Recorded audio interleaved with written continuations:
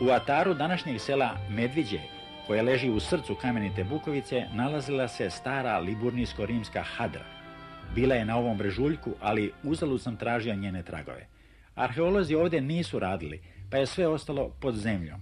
Jedino se ponegde vidi obrađen kamen ili znak klesanja u stenovitom tlu. Ispod brda pažnju privuče osamljena stena koja liči na ogromno uspravljeno jaje. Verovatno se odnekud dokotrljala. Po erodiranoj površini vidljivo je da joj je sadašnja bočna strana nekad stajala gore.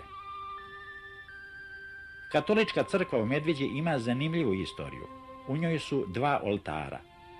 Dok 1876. nije izgrađena pravoslavna crkva, u ovoj su pripadnici obeju religija naizmjenično držali obrede, svako na svom oltaru, i služili se istom kamenom krstionicom. Prema narodnom predanju, kojem je ispričao Mijat Genda, u vreme uskoka ovdje se naselio Ivan Milković iz sela Vinjevce ispod Velebita, kad je u Kotarima sreo Bosanca Božu Pupavca, koji je, sklanjajući glavu od turske sablje, pobegao ispod Kozare i tražio gdje da se smesti. Pozvao ga je u Medviđu.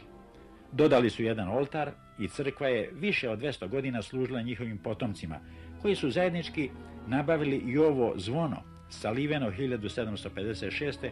u radionici Giovannija Baccionija u Veneciji, kako piše na njemu. I danas potomci Milkovića i Pupavca u Medviđi žive u najboljoj slozi. Uopšte, ista istorijska sudbina i isti mučan život čvrsto su povezali Hrvate i Srbe iz Bukovice i Ravnih Kotara.